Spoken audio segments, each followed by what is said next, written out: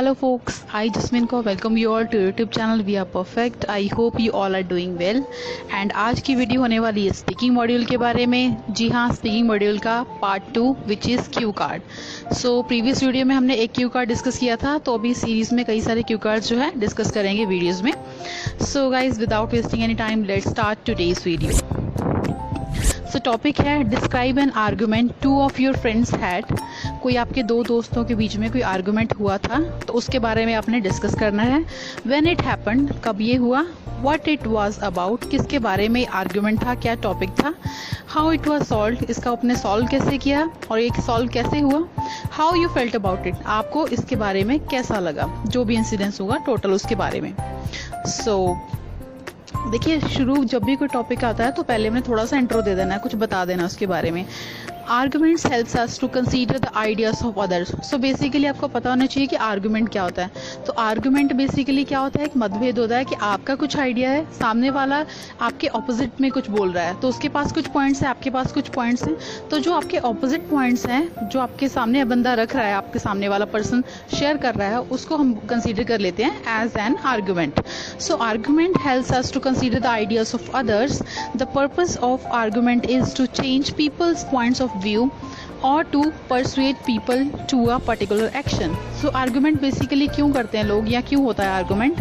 So main idea behind this is कि हमें सामने वाले के आइडियाज़ पता चलते हैं, या फिर हम कोशिश करते हैं अपने आइडिया सामने वाले को बता के कि वो अपना पर्सपेक्टिव चेंज कर ले किसी पर्टिकुलर टॉपिक के बारे में. तो जैसे कि मैं हूँ और मेरे साथ एक पर्सन डिस्कशन कर रहे हैं, तो मैं अभी उनके साथ आर्गूमेंट करके, जो भी टॉपिक है हमारा डिस्कशन का, मैं आर्गूमेंट करके कोशिश करूँगी कि वो मेरे फेवर के बारे में सोचे, या मेरे जो पॉइंट्स हैं उनको वैलिड माने, और या फिर मैं कोई चाहूँगी कि वो कोई एक्शन इनिशिएट करें सो दैट कि मेरा आर्गूमेंट जो है वो प्रूव हो जाए या उसको फॉलो किया जाए. So I think arguments are necessary because when we argue, we learn that what others think. So जब आर्गूमेंट का फ़ायदा क्या है कि जब देखिए, जो मैं सोचती हूँ अगर वही सब सही है तो फिर तो आर्गूमेंट हुआ नहीं, फिर तो जो मैं सोचती हूँ वही सही है. लेकिन अगर मुझे मौका मिलेगा या मुझे पता चलेगा कि मेरे ऑपोजिट जो हैं, सामने मेरे पर्सन है, वो क्या सोचते हैं, तो उससे मुझे क्या होगा, मुझे उनके पॉइंट्स पता चलेंगे और मुझे पता चलेगा कि वो क्या सोचते हैं. सो अभी हमने टॉपिक के ऊपर आ जाना है. सो थोड़ी सी इंट्रो देके, recently I became the witness of the argument happened between two of my friends.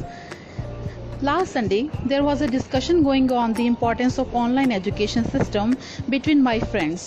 So मैंने क्या टॉपिक उठाया है, आप कोई भी अपना टॉपिक ले सकते हो. मैंने उठाया ऑनलाइन एजुकेशन, कि हम सब फ्रेंड्स बैठे थे लास्ट संडे और डिस्कशन हो रही थी ऑनलाइन एजुकेशन के ऊपर, या फिर ऑनलाइन स्टडी जो भी आजकल हो रही है उसके ऊपर.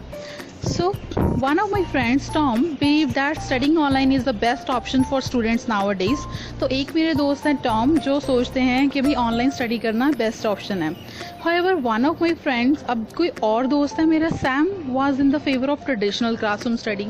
अब दो दोस्त हैं, दोनों के ऑपोजिट व्यूज़ हैं. तो दूसरा दोस्त है कि नहीं, online education system is not better. उनका कहना है कि ट्रेडिशनल जैसे क्लासरूम में बैठ के टीचर होते हैं, पढ़ाते हैं बच्चों को, तो वैसे पढ़ाना बेटर है. However, so सैम का ये मैथड था. Then initial discussion was between all of us gathered there, but suddenly the voices of Tom and Sam were raised. So बातचीत हम सब दोस्तों के बीच में हो रही थी, हम लोग डिस्कस कर रहे थे एजुकेशन सिस्टम के बारे में, बट सडनली सैम और जो टॉम है उनकी वॉइसेस रेज हो गई, वो काफ़ी ऊंची आवाज़ में बात करने लगे आपस में. तो बेसिकली आर्गूमेंट की टोन जो होती है थोड़ी हाई ही होती है.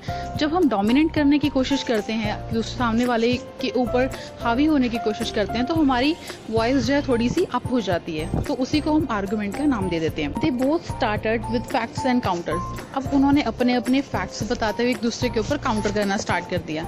Actually Tom is a teacher and his thoughts were that online education is stable for peoples in the current scenario of कोविड-19. अब टॉम जो है वो क्यों इसके फेवर में जा रहे थे ऑनलाइन स्टडी के, क्योंकि वो एक टीचर हैं एंड वो समझते हैं कि कोविड-19 जैसे सिनेरियो में स्कूल्स में जाना, बैठ के स्टडी करना इज़ नॉट फिजिबल और is not safe for students. So that's why he was in the favour of online study. As online education is contactless and there are several other benefits of online study like flexibility and self-paced learning. तो ये था Tom का view, क्योंकि वो एक teacher है, वो समझते हैं कि इन सब चीज़ों का क्या फ़ायदा है. However, Sam, who is the father of 2 school-going kids, was continuously arguing in the favor of traditional teaching methods. अब जो सैम है वो क्यों ट्रेडिशनल टीचिंग मेथड के फेवर में बात कर रहे हैं, क्योंकि वो फादर हैं 2 किड्स के जो स्कूल जाते हैं, स्कूल पढ़ने वाले 2 बच्चों के पिता हैं वो. सो however, Sam, who is the father of 2 school-going kids, was continuously arguing in the favor of traditional teaching methods. He stated that he and his wife both are working and they do not have enough time to help their children in online study. अब उनका pen क्या है कि वो दोनों working है and उनके पास समय नहीं है अपने किड्स के साथ, क्योंकि ऑनलाइन स्टडी में क्या है, टीचर वाज नॉट प्रेजेंट, है ना, टीचर प्रेजेंट नहीं रहते हैं वहाँ पर. तो होता क्या है कि पेरेंट्स को या किसी को कंपनी करना पड़ता है किड्स को, या फिर तो ये था सैम का पेन कि वो एंड उसकी वाइफ जो है उनके पास टाइम नहीं है इतना, क्योंकि वो वर्किंग है, कि बच्चों को कंपनी कर सकें ऑनलाइन स्टडी के लिए. According to him, for online study kids need assistance, where as in traditional education system the को responsible person is a teacher. तो क्योंकि उनको लगता है कि जो ट्रेडिशनल टीचिंग मेथड्स हैं उसमें टीचर की सारी रिस्पॉन्सिबिलिटी थी, वो पूरे क्लासरूम को लीड करते हैं. बट ऑनलाइन में क्या है कि उनको असिस्टेंस के लिए कोई घर पे चाहिए स्टूडेंट्स को.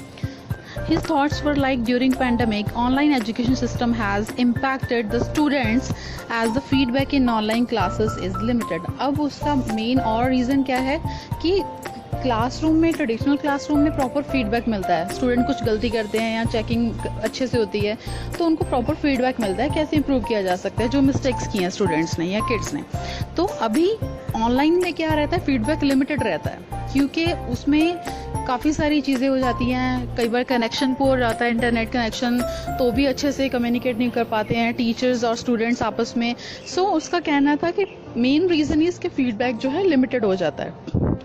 Moreover, online assessment is complicated, he added. So अभी असेसमेंट भी दिक्कत है, क्योंकि पहले क्या था कि क्वेश्चन पेपर आता था हार्ड कॉपी में एंड स्टूडेंट उसको प्रॉपरली लिख के भेज देते थे.